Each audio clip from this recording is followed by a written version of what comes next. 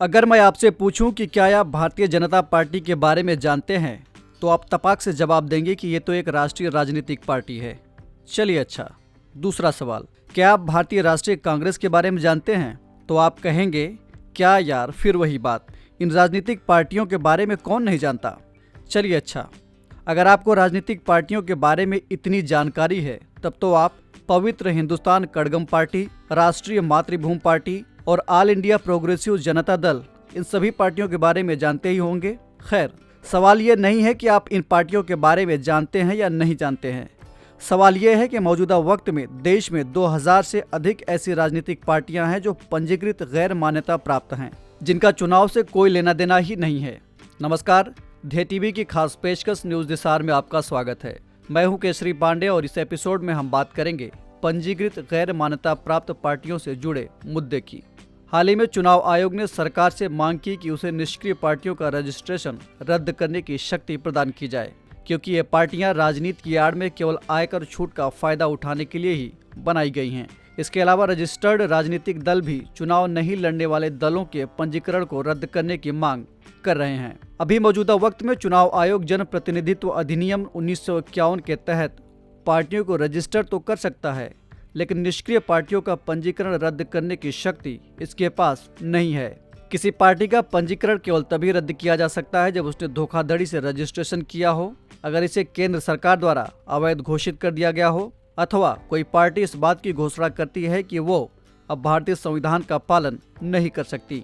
यहाँ एक बात स्पष्ट करना जरूरी है कि डी लिस्टिंग और डी रजिस्ट्रेशन दोनों अलग अलग चीजें हैं। भारतीय निर्वाचन आयोग को किसी भी राजनीतिक पार्टी को डी लिस्टिंग यानी सूची से हटाने का अधिकार तो हासिल है। ये अधिकार उसे भारतीय संविधान के अनुच्छेद 324 के तहत मिला हुआ है। इसी के तहत आयोग ने फरवरी 2016 से दिसंबर 2016 तक 255 राजनीतिक पार्टियों को सूची से हटा दिया था। हालांकि चुनाव आयोग को किसी भी पार्टी का रजिस्ट्रेशन खत्म करने का अधिकार नहीं है। डी लिस्टिंग होने पर राजनीतिक पार्टियां चुनाव तो नहीं लड़ पाती हैं, लेकिन उनका अस्तित्व बना रहता है और वो चंदा आदि ले सकती हैं। ऐसे में चुनाव आयोग का कहना है कि इनमें से कई पार्टियां हवाला और मनी लॉन्ड्रिंग जैसे कामों में लिप्त हैं, क्योंकि इन्हें कई कानूनों के तहत अपनी इनकम बताने की जरूरत नहीं होती है। बता दें कि रिप्रेजेंटेशन ऑफ पीपल एक्ट की धारा 29B और C के तहत दलों को चंदे पर छूट दी जाती है। हालांकि इस छूट को पाने के लिए पार्टी को 20,000 रुपए से ऊपर के हर चंदे की जानकारी देनी होती है। पार्टियों को टैक्स में छूट IT एक्ट के सेक्शन 13A के तहत भी मिलती है। इस एक्ट में दलों को हाउस प्रॉपर्टी, चंदे, दूसरे स्रोत से आय और कैपिटल गेन होने पर छूट का प्रावधान है। देश में चुनाव सुधार के मुद्दे पर काम करने वाले गैर सरकारी संगठन एसोसिएशन ऑफ डेमोक्रेटिक रिफॉर्म्स के मुताबिक पिछले 10 सालों में पंजीकृत गैर मान्यता प्राप्त राजनीतिक दलों की संख्या में 2 गुने का इजाफा हुआ है। देश में निर्वाचित विधायी निकायों की साख बनाए रखने में इलेक्शन कमीशन ऑफ इंडिया की महत्वपूर्ण भूमिका रही है। हालांकि कानूनी लूपहोल का फायदा उठाकर कुछ लोग लोकतंत्र के मूल्यों को चोट पहुंचाने का काम करते रहते हैं। ऐसे में जरूरत है कि इन कानूनी लूपहोल्स को दुरुस्त किया जाए, ताकि चुनाव आयोग स्वतंत्र एवं निष्पक्ष चुनाव के जरिए लोकतंत्र के उचित कामकाज को सुनिश्चित कर सके।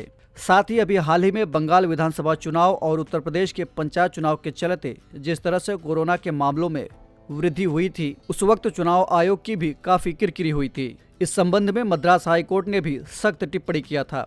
इसलिए आयोग के लिए भी ये जरूरी है कि वो अपने मूल्यों की नींव को मजबूत बनाए रखे, ताकि लोकतंत्र के मूल सिद्धांतों की रक्षा होती रहे। तो ये थी बात पंजीकृत गैर मान्यता प्राप्त पार्टियों की। और अब आपके लिए एक सवाल, आपको कमेंट करके बताना है कि राजनीतिक दलों को राष्ट्रीय अथवा राज्य स्तरीय पार्टी होने का दर्जा किस आधार पर दिया जाता है। इस एपिसोड में इतना ही। हम फिर मिलेंगे एक नए कार्यक्रम के साथ। तब तक के लिए इजाजत दीजिए। नमस्कार।